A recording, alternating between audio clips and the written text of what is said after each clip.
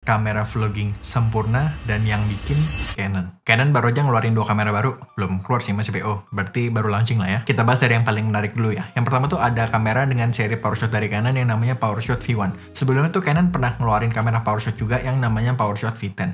Dan kalau dilihat dari namanya, harusnya sih yang ini tuh yang jadi seri flagshipnya Canon ya. Karena Canon kalau dari dulu ngasih nama begitu kan ya. Jadi kayak dari 1300D, 600D, 80D, 5D, dari yang banyak digit tuh entry level sampai ke yang 1 digit tuh yang flagship. Jadi harusnya sih sama. Sensor di kamera ini tuh baru. Dia menggunakan sensor dengan tipe 1,4 inch. Jadi lebih gede daripada sensor 1 inch biasa, tapi masih sedikit lebih kecil daripada sensor micro four third. Jadi lumayan gede ukuran sensornya untuk kamera compact. Kamera ini udah capable untuk merekam warna 10-bit 422, jadi kita bisa pakai Silog 3 dengan nyaman. Dan kamera ini juga capable untuk nge-shoot 4K up to 60 fps walaupun ada crop sedikit ya di 60 fps-nya. Lensa Boltena tuh punya focal length yang equivalent dengan 1650 mm kalau kita bandingin sama full frame.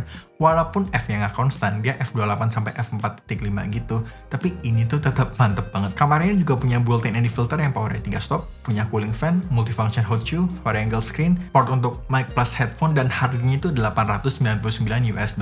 Untuk kasih gambaran, ZV-1 Mark II itu pas launching juga harganya itu $898. Aneh banget gak sih? Karena sebenarnya ini kan kamera vlogging sempurna dan yang bikin Canon yang sama yang biasanya malah nge-cut fitur-fitur kameranya. Terus ukuran sensor segini tuh biasanya ranahnya Lumix gak sih? Soalnya kan dia ya yang aktif di Micro Four Thirds sampai sekarang. Jadi kayak super shocking aja gitu, kamera mantep ini malah keluar dari brand Canon. Berikutnya ada Canon R50V. Ya sebenarnya ini kamera Canon R50 yang lebih diperuntukkan video aja sih simpelnya ya. Jadi body dan dialnya agak beda-beda dikit aja. Dan paling yang signifikan untuk konten kreator, dia ada record buttonnya di depan, dan di bagian samping body kameranya itu ada lubang seperempat inch screw. Jadi kalau kita mau taruh secara vertikal dengan enak kameranya, kita nggak perlu pasang kit segala macam karena bisa langsung pasang plate aja langsung di badan kameranya.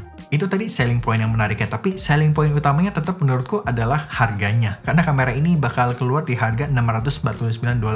Padahal dia sensor APS-C, tapi lebih murah daripada Canon PowerShot tadi harganya. Dan karena dia menggunakan mount RF, jadi kita bisa pasangin dia dengan berbagai macam lensa RF dan RFS yang ada ya. Ya walaupun ini sebenarnya kayak bukan untuk dipasangin sama lensa yang gede gitu, tapi nanti pasti ada aja yang begitu ya. Sejujurnya kedua kamera ini tuh menarik banget. Tapi sebenarnya ini tuh kamera yang orang minta beberapa tahun yang lalu nggak sih? Kalau ini keluar 5, nggak usah 5 deh, mungkin 2-3 tahun yang lalu, fix ini jadi kamera go-to-nya semua content creator gak sih? Kalau sekarang jujur aku agak bingung. Misalkan aku ngambil kamera ini, posisi kamera ini tuh di mana? Kalau pengen kamera yang kecil compact itu sekarang udah ada DJI Pocket 3, atau mungkin pengen yang lebih rugged gitu bisa ngambil DJI Action 5 atau mungkin Action 4 yang harganya udah makin friendly sekarang. Karena kedua kamera ini walaupun mereka compact, ya kan mereka bentuknya tetap kayak kamera gitu ya, kotak persegi panjang. Ya gimana sih bentuk kamera pada umumnya gitu. Sebenarnya bukan mau bilang kedua produk ini jelek. Aku pribadi sebenarnya tertarik banget sama Canon PowerShot V1 tadi itu. Cuman sebenarnya ini kan kayak ZV-1 dan ZV-E10 ya kalau kita bandingin sama Sony. Jadi balik ke poin tadi,